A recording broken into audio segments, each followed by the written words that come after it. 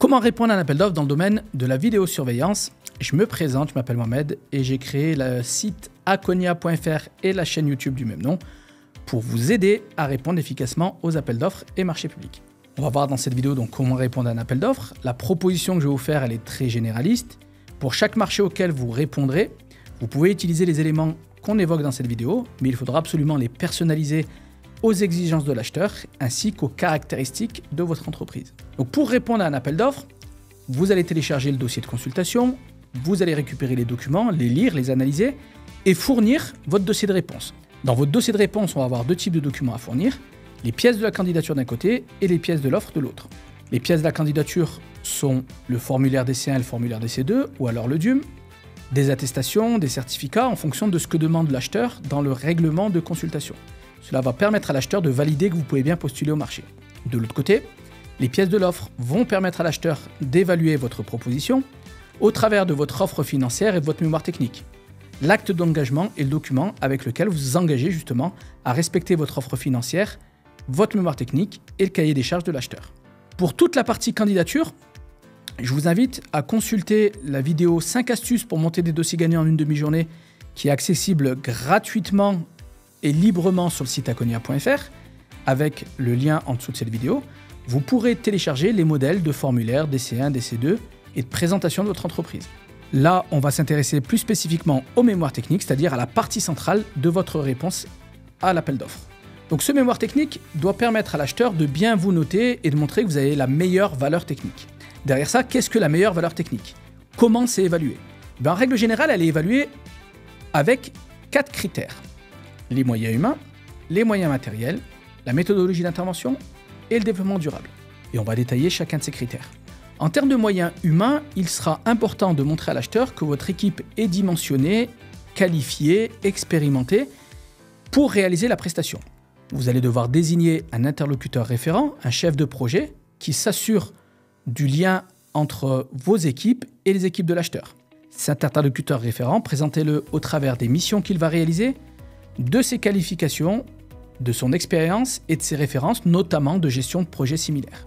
En plus de ça, on va présenter du personnel d'encadrement, que ce soit sur le plan administratif, commercial, technique ou en tant que chef d'équipe. Vous allez mettre en avant les profils les plus adaptés pour réaliser la prestation. Même chose au niveau des opérationnels. On va essayer de valoriser au maximum toutes les qualités et tout le savoir-faire de vos agents pour convaincre l'acheteur de bien vous noter sur ce critère. Pour aller un peu plus loin, on pourra évoquer votre politique de recrutement et de recours à d'autres formes de collaboration en cas de besoin, votre politique d'intégration et de tutorat des nouveaux arrivants dans l'entreprise, votre politique de formation et de développement de compétences de tous les salariés, ainsi que votre politique de fidélisation et de motivation des salariés.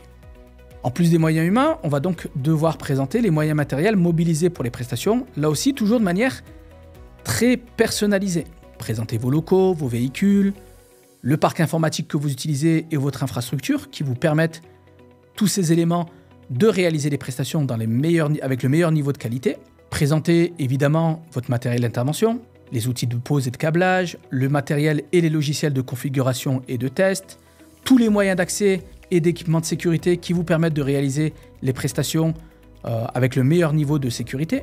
Vous allez présenter évidemment les produits que vous proposez, les caméras, les dispositifs d'enregistrement, le matériel réseau et d'alimentation, les logiciels de gestion et de supervision par exemple. Enfin, là aussi en fonction des besoins, vous pourriez être amené à présenter des systèmes autonomes et mobiles par exemple, les équipements pour les sites sensibles ou contraints, les outils de diagnostic avancés et les outils qui permettent la supervision et la maintenance des équipements. Une fois qu'on a présenté les moyens humains et matériels, on va pouvoir les utiliser dans la présentation de la méthodologie de travail. En effet, pour l'acheteur, c'est important de savoir comment vous réalisez les prestations. Donc à chacune des étapes, on va présenter les moyens humains matériels mobilisés, mais aussi les tâches réalisées et le délai nécessaire pour les effectuer. Pensez bien à présenter toutes les tâches en amont de la prestation, pendant la prestation et à l'issue de la prestation. Vous pourrez présenter également vos méthodologies de gestion des demandes. S'il y a une panne, l'acheteur va vous envoyer un bon de commande. Comment vous faites pour intervenir dans les meilleurs délais? Qui reçoit le bon de commande? Comment il est rentré dans votre système de gestion? Comment sont planifiées les interventions et préparées les interventions pour pouvoir vous répondre dans les meilleurs délais? Là aussi, on va pouvoir présenter votre méthodologie de gestion des aléas. Si un appareil est cassé, si un appareil tombe en panne, comment vous vous en apercevez, comment vous allez pouvoir résoudre rapidement la situation et comment chaque événement négatif sera utilisé de manière positive dans votre politique d'amélioration continue. Pour terminer, il faudra évoquer la démarche et les actions engagées par l'entreprise dans le cadre du développement durable, à la fois globalement, sur des thématiques comme votre politique d'achat, la gestion des déchets, la limitation des déplacements, la formation, la sensibilisation des équipes sur ces thématiques, le développement local ou l'insertion professionnelle. Et ça aura toujours plus d'impact si vous présentez des actions concrètes dans le cadre du marché sur ces thématiques. Voilà donc les éléments pour répondre à un marché public de vidéosurveillance. Donc bien évidemment, il faudra adapter entre la vidéosurveillance de bâtiment, la vidéosurveillance de rue. Il faudra adapter entre des marchés où il y a simplement une installation et des marchés où il y a de l'installation et de la maintenance. Mais ça, c'est votre métier et je compte sur vous pour le faire efficacement. Malgré tout, si vous avez des questions, vous pouvez les poser en commentaire. Je me ferai un plaisir d'y répondre. Pour aller plus loin, consultez la formation qui est accessible sur le site akonia.fr à l'aide du lien de la description. Ça sera aussi l'occasion de poser vos questions sur les appels d'offres et de récupérer un kit de démarrage. Si cette vidéo a été utile pour vous, cliquez sur le bouton j'aime. Et pour aller plus loin et profiter de toutes nos astuces et tous nos conseils, abonnez-vous à la chaîne et actionnez la cloche.